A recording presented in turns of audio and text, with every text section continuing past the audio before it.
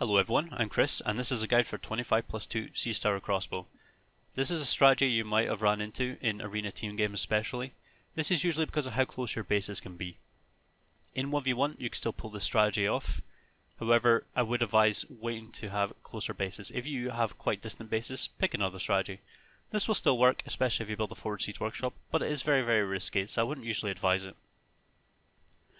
25+2 is a very tight build order. And you would usually see this 27+2, 28+2, and in my opinion, that's far too late. A generic civ can do 25+2, and there is no issue with doing it with any civ with an eco bonus. If you have a decent eco bonus or you have another bonus, for example, Tatar's getting free thumb ring, it's that much more potent. So I would strongly recommend learning this particular build order. Shoutouts to Kaesonyeon and the Big Sit. Kaesonyeon actually did his own take on this build order in the past, and the Big Sit just asked me to give him a shout out, so I thought I would. This is going to require the basic resources, so just your 8 starring sheep, 4 starring sheep plus 2 extra groups of 2, and 3 deer. If you have more, such as you have cows instead of sheep, or if you have 4 deer, all the better. We're going to put the build order on screen now. As you can see, this is nothing too fancy, usual 6 sheep 4 wood type of stuff, nothing too advanced. We are ending Dark Age with 3 on gold, and this will let us basically start making archers right away. A slight difference from other build orders is that I actually prefer 6 on gold when we are going up to Castle Age rather than 7, for example, other build orders might contain. This gives you much more flexibility in my opinion. It gives you more wood to work with, and you don't really need the 7 on gold. If you're going to transition into, for example, booming, then you really don't want to be building up too much gold stockpile. If you want to go for more aggressive stuff, for example add a foreign monastery as well, keep on with the crossbows, then you might want to consider 7 on gold or maybe more. So without further ado, we're just going to jump straight into the build order. Again, we're going to do our very usual start, very quick, you know how it goes. You get your TC, you queue up your 4 villagers, you build a house with 2 villagers, a house with 1 villager, and then we want to go and get our sheep.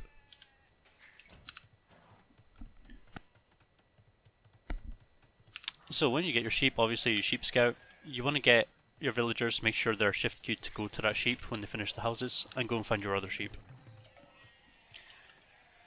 Sheep scouting is quite simple in arena, you just need to click around like a man basically. And next we found our deer. That's perfect for us. There are 4 deer here, but we are only going to be taking 3. Just to show that it can be done. This looks like it will be back base, so we'll delete our walls.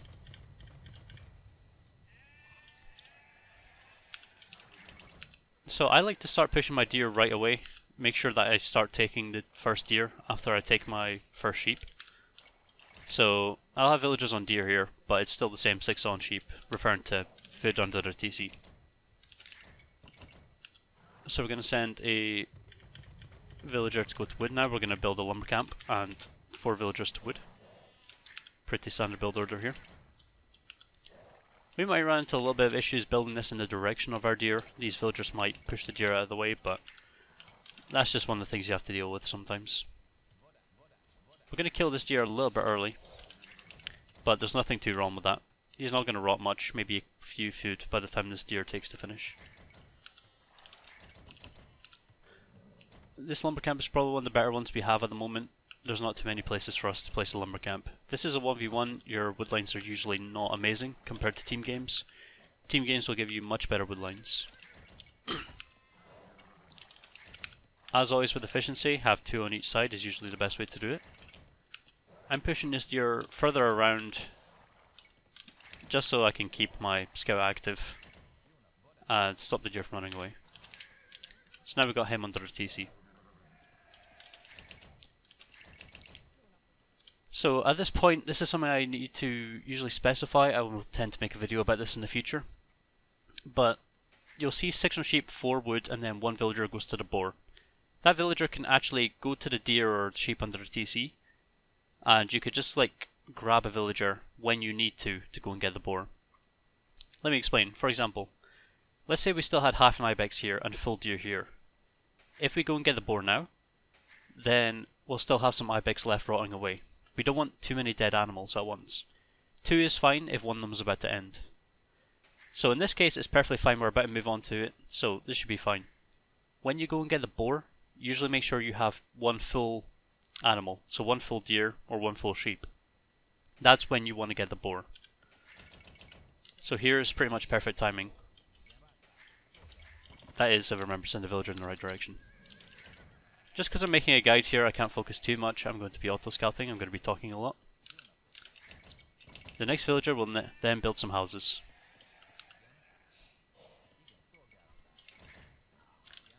Pretty simple, I like to build 3 houses at once. And after this, the villager will then go to their berries. I'm going to shift queue that now, because I know we will have a mill in time. As you can see, almost perfect.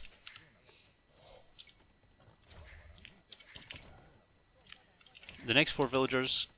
Sorry, the next villager will go to a boar. We want 8 on total. 8 is usually what I like to have under my TC working on the boars. So this whole part of the Dark Age is usually quite messy. But the way I usually like to do it is make sure I've got 8 on my boar and then I just go to my berries. We're going to want 5 on total on berries. The reason we want 5 is just simply to get a little bit more food by the time we click up. If we keep, for example, instead of that 5th villager being on berries, if we put him under a TC, we have problems. About 150 food, I want to get the next boar. Again, like I was saying before, go and get the boar when you need it. If there's a villager destined to go and get a boar, then just put them to whatever's under a TC and then send them when it's ready. So something I like to do when it comes to shift queuing my villagers on berries, when I have 5, I like to do 2 on one side, 2 on the other. This is standard. But then the 5th one I like to leave loose. Anyway, at this point we have our 5 on berries, 18 population, next 2 go to wood. So let's shift queue our villagers on the berries. And just set that one to make sure he's just loosely floating around the berries. So population 19 and 20 will go to the lumber camp. We're going to have 6 on wood in total. And this will stay true for quite a long time. We want to add a couple of farms. I don't like to have 2 little villagers on the boar, but we could get away with 6. There is a bit of a weird thing we can talk about, which is basically the more villagers you have on an animal, the more food you'll get out of it. But if you send a villager to make a farm in Dark Age, for example, you know, you have 6 on boar instead of 7 with 1 farm. By the time you hit Castle Age, you'll have actually taken more food by the time you click up to Castle Age anyway. This is just simply because the rot is actually quite insignificant to the amount of food they'll bring out of the farm. The next 2 villagers, they do go to food. So we're going to be bringing our villager count back up again. It's just better to usually make farms a little bit earlier if you can. You get more food out of them by the time you click up to Castle Age, and that usually makes up for the food rot. And now we're going to end with our 3 villagers on gold. Shift queuing to make sure we go to the sheep. We do have 8 villagers here, which can sometimes be a little bit problem for the pathing. Sometimes 8 villagers will not fit around the sheep. Sometimes you can fit 9, sometimes you can fit 10, just depends what they do. I'm surprised that villager found a gap there. But always keep an extra sheep on site, just to make sure. That's a good place for a mining camp. And we'll click up after these 3 villagers. So we want to make sure that our lumber line is always going to be working reasonably well. You can shift key to villagers, I don't think it's too necessary. But you just want to make sure they aren't getting themselves stuck. Shift queuing them to take the next sheep and putting the sheep right up against them is usually quite a good way to ensure you're fitting as many villagers on it as possible. With this build we are up very, very quickly. Obviously, ideally this is a 14:25 castle time, and you'll actually have 5 archers at that point. So if someone tries to build a forward on you, like for example forward castle in the team game, which is I'm always a massive advocate against, then you'll be able to just send those archers out if you scout it and snipe those villagers. You'll be able to snipe a lot of forwards simply because of that, and then you'll be following up very soon to siege tower into their base. Sorry if you can hear me clear my throat occasionally, not doing so well today. So around about 35 to 40% I like to build a barracks. This is usually when I like to build my barracks as the prerequisite building for archery or stable. It also gives you time to build a house if you needed one. We will be needing a house soonish, we just don't need one now.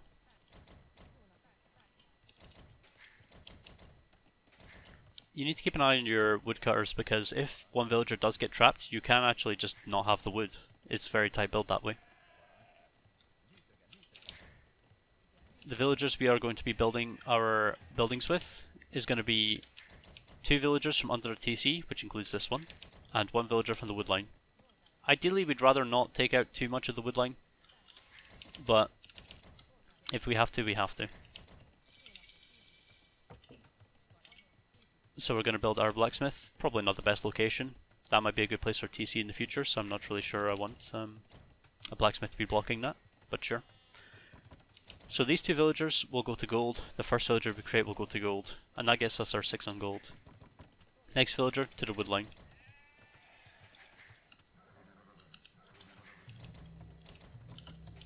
And we should have enough food providing these villagers are not too greedy and decide to drop it off. There we go. And then we can start making some archers. I do like to add a couple of houses here and there. And I like to send a villager over to the wood line there. I want 8 in total. I'm going to build a second house here. We want to get both double barracks as soon as we can. It's an essential upgrade. We'll also get fletching on the way up. We will not get horse collar until a little bit later. We'll have, maybe about 8 farms before we get that, so we're going to have some horse collarless farms, but nothing too dramatic. So we make 4 archers. We want to add farms until we have 5. This will give us what we need. These villagers will go to take stragglers.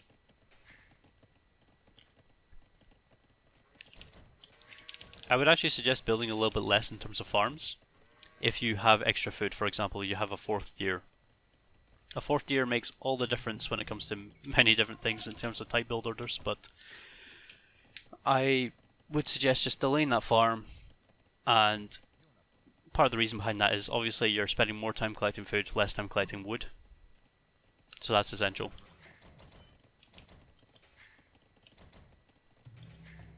Keep an eye on these farms, make sure they don't recede and screw up your build order. And let's send a couple of these guys forward. So now we have enough wood. We want to make sure our TC is going to wood. So 1425, we're going to hit Castle Age, build our siege workshop. And right away we did not get the crossbowman upgrade. We need to wait a little bit for that. The only reason that's not an issue is because it will be finished researching by the time that we actually create our siege tower anyway. So it's not a big problem. So yeah, we'll get that done, and we could almost afford it anyway. This is why I like to do 6. 7 I think is a bit excessive if you really don't need it. And you need to be really on your game when it comes to creating houses here.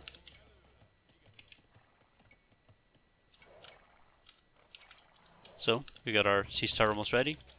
1530. And this is entirely up to you from this point on. We're going to continue a little bit to siege tower into the enemy base. But at this point, it's really up to you whether you go harder on gold, you spend your wood on a monastery, or whether you go for a boom.